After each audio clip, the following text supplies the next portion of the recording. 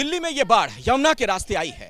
वजीराबाद से ओखला तक लगभग 22 किलोमीटर के दायरे में यमुना नदी बहती है और तराई के जो तमाम इलाके हैं वो जलमग्न हैं। इस वक्त हालात लगातार खराब हो रहे हैं। बार बार हथनी कुंड बैराज का जिक्र हो रहा है, तो हथनी कुंड बैराज की वजह से क्या पानी का जो ये लेवल है वाकई में बढ़ गया है? क्या ये भी उसके पीछे जिम्मेदार है? क्या इस आपदा को रोकने के लिए पहले से कोई व्यवस्था की जा सकती थी? प्रशासन कितना अलर्ट है? लोगों की जो परेशानियां हैं क्या उन्हें उसका समाधान मिल रहा है?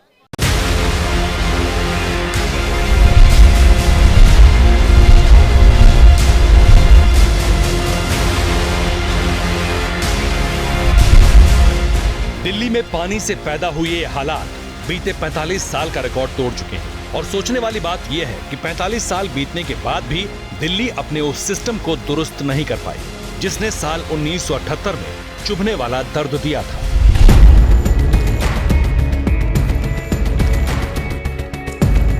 इन दो तस्वीरों में भले ही 45 साल का अंतर है, लेकिन दोनों की कहानी बिल्कुल एक जैसी है। दिल्ली जिस तरह 1978 में डूबी थी, आज भी हालात बिल्कुल वैसे ही हैं। यानी कुछ दिन की बारिश ने राजधानी को कहीं कमर तक डुबो दिया, तो कहीं पानी गले के ऊपर चला गया। राजधानी दिल्ली इस वक्त डूब रही है, ये कहना गलत नहीं होगा, क्योंकि आप तस्वीरें अगर मेरी ही देखें तो ये प्रमाण है। मैं इस वक्त जहाँ खड़ी हूँ ये यमुना बाजार का इलाका है, जो आगे जाकर देखिए महाराणा प्रताप की ओर, ओल्ड दिल्ली की ओर जाता है। सामने अगर तस्वीरें देखें तो पूरा का पूरा इलाका जो है वो पानी में डूबा हुआ है। दिल्ली दरिया बन चुकी है और जहां पर मैं खड़ा हूं, आप शिनाख्त कीजिए इस जगह की। इस बाढ़ के कहर में जगहों की शिनाख्त करना बहुत जरूरी है। इस गालिब की दिल्ली में, इस ज़ौक़ की दिल्ली में, इस बहादुर शाह जफर की दिल्ली में दिल्ली इस वक्त पानी में डूबती हुई दिख रही है। इस वक्त मैं मौजूद हूं दिल्ली के लाल किले की इमारत के ठीक पिछले हिस्से में और यहाँ पर लाल किले के पिछले हिस्से में यमुना का पानी भरना शुरू हो गया है। दिल्ली में बाढ़ का जो कहर वो बढ़ता जा रहा है। जलस्तर जैसे यमुना का बढ़ रहा है वैसे वैसे मुसीबतें बढ़ रही है। आप सामने देखिए तस्वीर, ये तस्वीर है उस्मानपुर की और पूरी की पूरी बस्ती है जो इस वक्त पानी में डूब चुकी है। यमुना का जल स्तर बढ़ रहा है और बढ़ेगा। रात 10 बजे के बाद ज़्यादा बढ़ने की आशंका है। घड़ी में 9:50 का वक्त हुआ है, देखिए 9:50 और 9:50 जो इस डर से जूझ रहा है कि क्या होने वाला है। यानी दिल्ली के कई इलाकों में चारों तरफ पानी है, लेकिन सवाल है इस पानी की वजह क्या है? क्या दिल्ली के डूबने के पीछे 2-3 दिन मूसलाधार बारिश है या वजह कुछ और है? लाल किला हो या चांदनी चौक, यमुना बाजार का इलाका हो या मयूर विहार, ये वो जगहें हैं जो यमुना से काफी नजदीक हैं और यही इलाके पानी में डूबे हुए हैं। यानी दिल्ली में पानी की परेशानी के पीछे यमुना की कहानी है और दिल्ली के डूबने पर उस हथनी कुंड बैराज की भी चर्चा हो रही है, जहां से निकला पानी दिल्ली में दाखिल होता है। दिल्ली में इस वक्त चारों तरफ पानी ही पानी है, लगातार मॉनसून की मार। और इस वक्त दिल्ली में यमुना का जो जलस्तर है वो 45 साल का रिकॉर्ड तोड़ चुका है और लगातार उफान भरती नदी के बाद दिल्ली में अब सड़कों पर आना शुरू हो गया है पानी। 4 बजे से है यहाँ पे। कोई मदद, कुछ खाना पीना मिला? कुछ भी नहीं, अभी 4 दिन हो गए। 4 दिन में तो किसी ने एक रोटी भी नहीं ला के दी। दिल्ली वालों ने ऐसी तस्वीरें आखिरी बार 1978 में देखी थी, जब यमुना का जलस्तर 207.49 मीटर तक पहुंच गया था। लेकिन अब हालात और खराब हैं। ऐसे में यह समझना जरूरी है कि दिल्ली में यमुना में इतना पानी आता कहां से है। यमुना पर मुख्य रूप से 2 बैराज हैं। पहला देहरादून में डाक पत्थर और दूसरा हरियाणा की यमुनानगर में हथनी कुंड।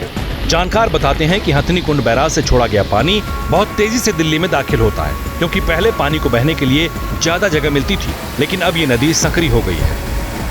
हथनी कुंड बैराज भले ही दिल्ली से 230 किलोमीटर दूर है, लेकिन यहाँ से जो पानी छोड़ा जा रहा है वो दिल्ली को परेशान कर रहा है। हथनी कुंड बैराज से सामान्य तौर पर 352 क्यूसेक पानी छोड़ा जाता है, लेकिन पहाड़ों पर भारी बारिश के बाद 9 जुलाई को शाम 4 बजे 1,04,000 क्यूसेक पानी छोड़ा गया। उसके बाद 10 जुलाई को सुबह 6 बजे 2,94,000 क्यूसेक पानी छोड़ा गया और 12 जुलाई को सुबह 10 बजे 1,42,000 क्यूसेक पानी की निकासी हुई। दिल्ली में पहली बार ऐसा हुआ है कि यमुना का पानी का स्तर इतना ऊंचा पहुंचा है। 1978 में जब दिल्ली में बाढ़ आई थी उससे करीब 1.5 मीटर ज़्यादा अब यमुना में पानी है। 208.5 मीटर्स पानी पहुंच गया है। तो जब जल स्तर इतना ऊंचा हो जाएगा तो यमुना अपने बैंक से बाहर निकलेगी। जो यमुना के आसपास के नाले हैं उनमें भी पानी भर गया है और उसकी वजह से यमुना के आसपास के इलाकों में खास करके ISBT के आसपास का एरिया, रिंग रोड, ITO, कई जगह पे पानी भर गया है। देखिए, पानी का फ्लो तो इंसान कंट्रोल नहीं कर सकता है। हम लगातार हरियाणा के टच में हैं कि वो कम से कम पानी छोड़ें। हथनी कुंड बैराज इसलिए बनाया गया था ताकि किसानों को सिंचाई में दिक्कत ना हो, लेकिन अब ये बैराज दिल्ली वालों को परेशानी की वजह लगने लगा है। हथनी कुंड बैराज को 1996 में बनाया गया था। हरियाणा के तत्कालीन CM बंसीलाल ने इसका उद्घाटन किया था। हालांकि इसने 2002 के बाद पूरी तरह काम करना शुरू किया। ये बैराज हिमाचल के ऊपरी इलाकों से आने वाले पानी को नियंत्रित करता है। इस बैराज की क्षमता करीब 10 लाख क्यूसेक पानी को सहने की है। ऐसा भी नहीं है कि हथनी कुंड बैराज दिल्ली के लिए सिर्फ मुसीबत है, बल्कि दिल्ली की आधी से ज्यादा जनता इसी बैराज के पानी पर टिकी है। हथनी कुंड बैराज का काम यमुना नदी के पानी का बंटवारा करना है। दिल्ली को पानी की 60% आपूर्ति हथनी कुंड बैराज से ही होती है। हथनी कुंड बैराज डैम की तरह पानी को स्टोर नहीं कर सकता। ये सिर्फ पानी को नियंत्रित करता है, साथ ही आसपास के गांवों को बाढ़ के खतरे से बचाता है।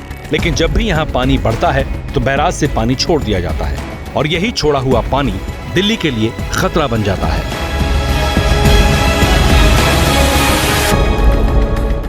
जैसे ही घड़ी का काटा दोपहर 2:30 पे आए, बबीता जी का दिल सास बहू साजिश के लिए मचल जाए।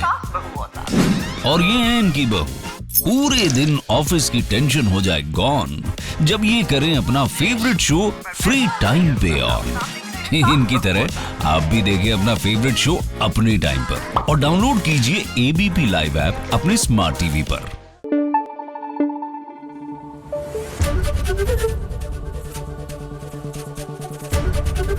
ABP न्यूज आपको रखे आगे।